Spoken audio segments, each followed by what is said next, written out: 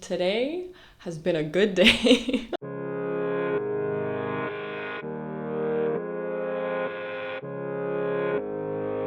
Hello, welcome to another episode of the Writer Diaries.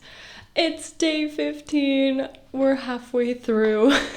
My name is Tiana, or Tiana, which is with a J, and this is a little 30-day challenge I have on my channel right now, where for 30 days I'm gonna upload a little video about all my feelings, struggles, and joys about working on my second draft of my mafia romance project. So there are 14 days already uploaded if you guys want to check those out. So we are officially halfway through this challenge, and today has been a good day, which is great because yesterday was not a good day.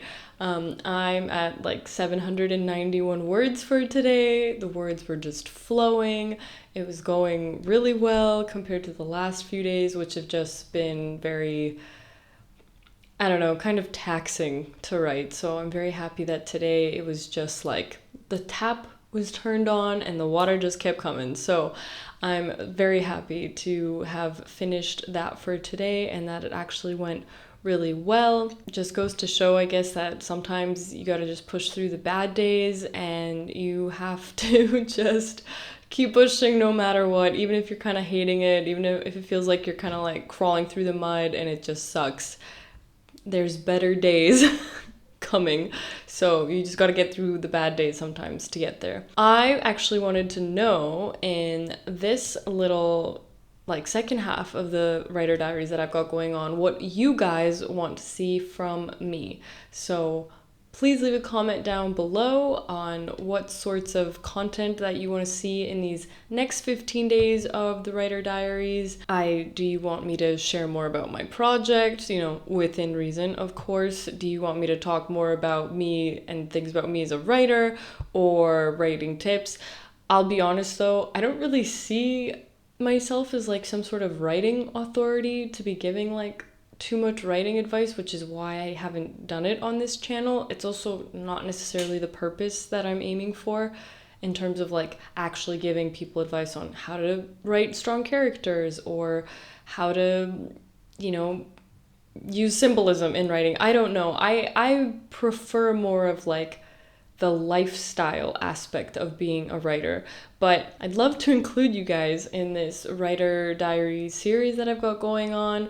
So whatever you want to see from me, please do let me know, and I am excited to hear your suggestions.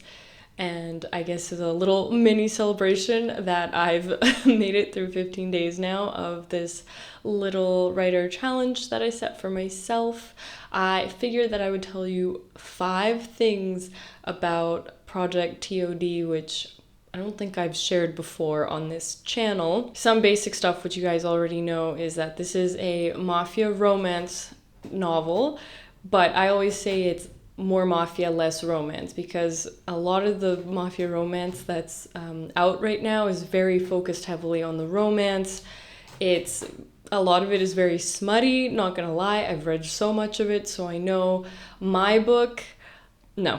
This is not a smut romance novel. It's very much focused on the transformation of my main character, Elena. It's just that the whole point of the mafia aspect is that she is asking them to help her find her mother's killer because she's been very frustrated that the police haven't been able to find anything. And then it's also her transformation as what is a relatively normal girl into a mob queen, and the secrets and lies and deceit and betrayal that come along with that sort of lifestyle.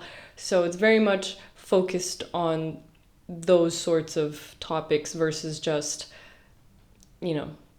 girl meets mafia guy and they have a really fun time together without me trying to be explicit. We've got Elena, my main character. We've got Damien, who is the main love interest. It's a mafia romance. I'm not counting these as facts. I'm just trying to count in my head. So what I haven't said before is the book takes place in Chicago. And the reason I picked Chicago actually is because there has been a mafia presence in Chicago, but it's not like New York where there's 5 families. I didn't want to do it in New York because I feel like I would have to include, like, let's say the 4 other families that would have an influence on how things are done in the mafia, whereas this way they're a little bit more removed. Although in book 3 of this trilogy, I am actually planning to include an element, actually it would probably be the main element of that novel, is the mafia family here in Chicago in my novel, and their interactions with the 5 families of New York. But I figured for the first book and the second book, I want to keep it very heavily focused on just the one mafia family, which are the Belluccis. So Damien Bellucci is the future head of the mob. His father is currently leading it. He is set to take over. And so they're just one big family. There's Adamo, who is Damien's father, the head of the mob. You have his wife, Adriana. And then you have Damien's 2 younger brothers. There's Nino, who is the middle child. And then there's Benny, who is the youngest. And so obviously each brother has a very distinct personality and different sorts of interactions with Elena. So like Benny, for example, is the kind of comedic relief character. He's the funny one. He's the one that's like a brother to Elena. And so I'm trying to make sure that each one is very distinct, despite all of them being in the mafia, and their relationships with Elena are central to the book and how she is transforming as a character. And at the ending, when she finds out a lot about her own past and secrets and betrayals. So I guess that's like one big fact. They're in Chicago. I give you guys a few more characters. This story is set in the modern day, so today. I didn't want to do kind of something like more from, let's say, like 1950s or like Al Capone era of the mafia. I want it very much in today because I think it would be more realistic to have a woman be more involved in the mafia than had it been in, let's say, like Prohibition era or a little bit after. This series was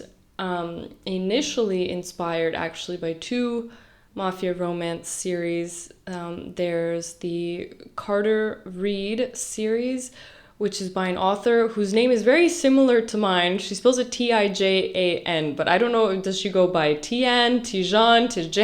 I genuinely don't know how she says, like how she pronounces her name, but there's 2 books in that series. It's a duology, and I really, really liked it. I think it's the very first mafia romance that I read back in like 2018, I believe. And then the second series that really helped inspire me writing my own mafia romance was Ruthless People by J.J. McAvoy. After going through a bunch of mafia romance in 2018 and 2019, I really haven't read a lot of it since then. I just started seeing a lot of the same tropes and kind of the same character interactions, and I got very bored of the genre, and I decided that I wanted to write the book that I wanted to read. And so what that involved was me looking at the books that I had read, and I figured out what I liked and what I didn't like in all the series that I'd read, and I wrote the book that I wanted. And actually perhaps this might be the most interesting fact about this book.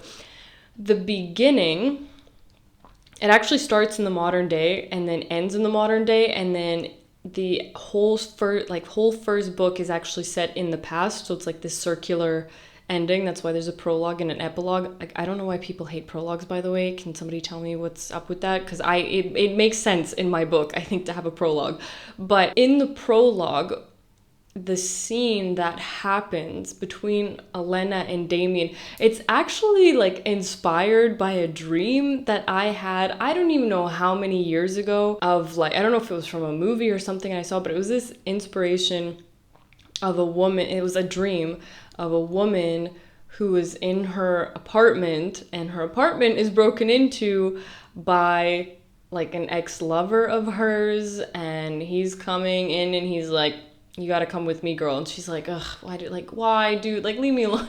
And so it's how Elena and Damien like meet. It's not quite like that, but that kind of like that dream did have an influence on how I ended up writing the very beginning of this story. It wasn't my intention when I started writing this book, or it wasn't my intention like in just general to have this dream and save it and use it for something. It's just I remembered it years later when I started this mafia romance, and I managed to plug it in that way. And so that's kind of a little bit of the inspiration for Project t.o.d and a little bit more about it. So I hope you guys found that interesting. If you've been enjoying this series, you guys already know what to do, and you've been so fantastic, honestly, with all your comments and likes and subscriptions. I really do appreciate it. It's super motivating for me as someone who has not been consistent with YouTube before to see all you guys, like to see everyone like interacting with this channel. So thank you so much for that. And which is why I want to ask you guys again, let me know what sort of content you'd like to see in the next 15 days for the Writer Diary series, or any sort of ideas in general. I do have some ideas for other different videos in the future once this series is done, but I would love your guys' input and what sorts of things you'd like to see more of in the future.